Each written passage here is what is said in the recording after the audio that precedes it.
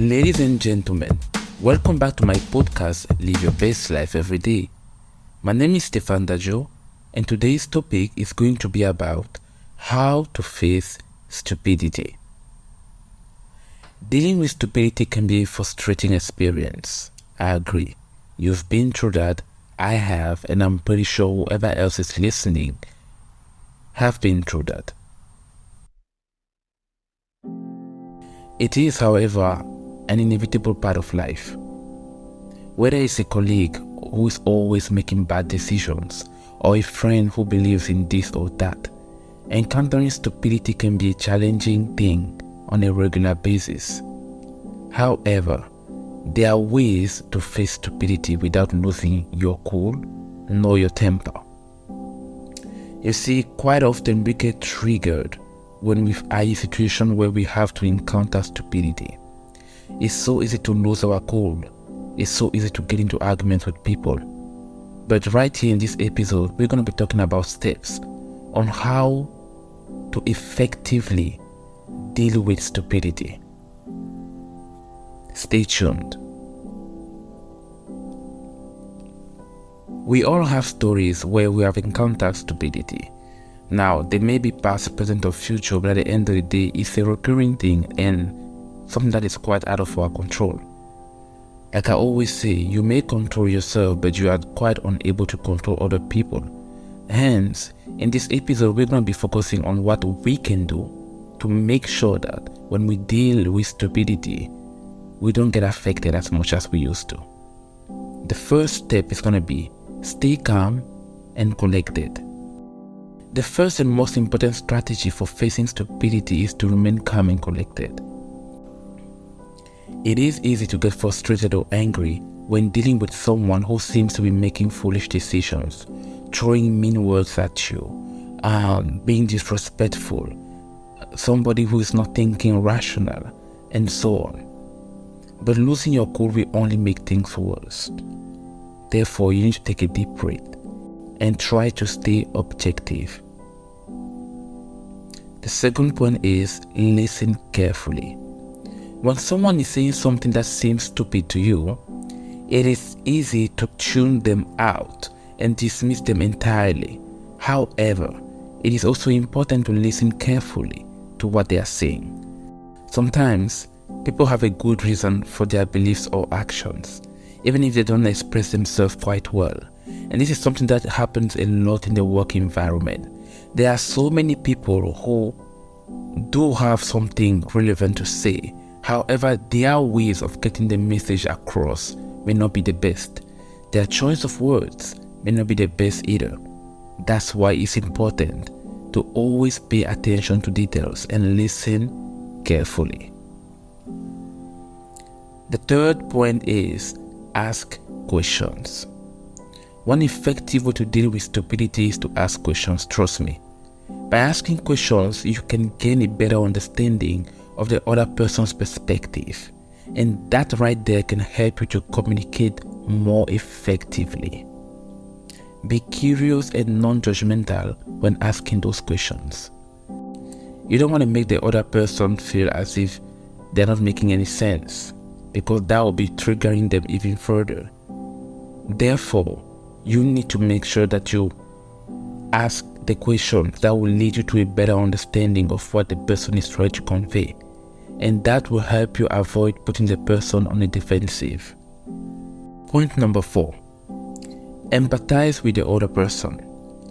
Listen, the hardest thing sometimes to do is when we disagree with people, we just don't want to listen to them. And this can happen with either parties, by the way. But let's not forget something.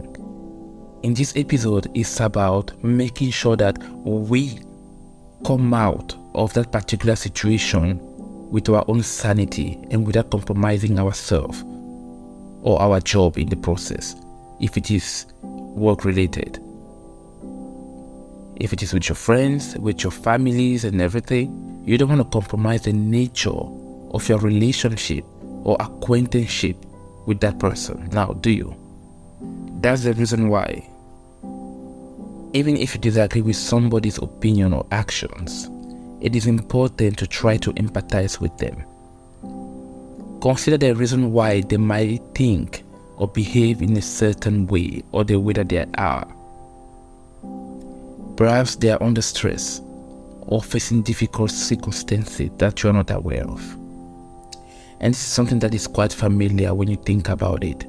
I'm using the work environment as a perfect example for you to understand that, because so many people used to bring their, or not use actually, because so many people bring their personal stress,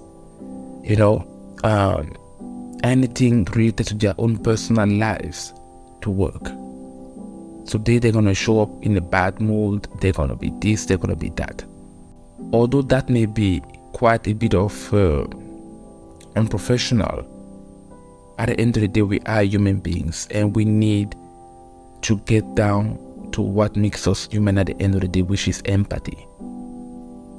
Point number 5, offer constructive feedback. If you feel like someone's actions or opinions are genuinely harmful or misguided, it may be appropriate to offer constructive feedback. Now, it is safe to mention that many people will not receive your feedback, especially if they have a high level of insecurities. Unfortunately, that's very common, so you have to prepare yourself. This particular step is very critical. And if you notice that offering a constructive feedback is not an option, refrain from doing so altogether. So, again, offer constructive feedback. However, be sure to approach the situation in a non-confrontational way. Offer specific examples of why you think the other person's actions or beliefs are problematic, and suggest alternative solutions or perspectives. It's also the best way to go about things. Now, the outcome may not always be the ideal. Some people will take in the constructive feedback, again I repeat. Others might reject it. So it's up to you to determine if the other person is worth giving a constructive feedback to. Point number 6, know when to walk away. This one is really important, and this is where so many people often tend to fail, myself included in the past, but trust me, I've learned from that. Quite sadly, there may be times when dealing with stupidity becomes too much to handle. If you find yourself getting angry or upset on a daily basis, or if the other person seems completely unwilling to listen or change their behavior or adjust their mindset, it may be best to walk away and save yourself the trouble and the hustle to go through an unpleasant encounter with the person. Recognize when a situation is unlikely to change and focus your energy elsewhere. Now, this is old, like the books, but still remains a fact. Choose your battles. Did you hear me? Choose your battles. This is really important. You don't want to waste your time nor energy towards an audience that is not listening or that is not willing to learn. You are wasting your time, you are wasting their time, and I think time is quite a valuable asset. So, you either invest it or you waste it.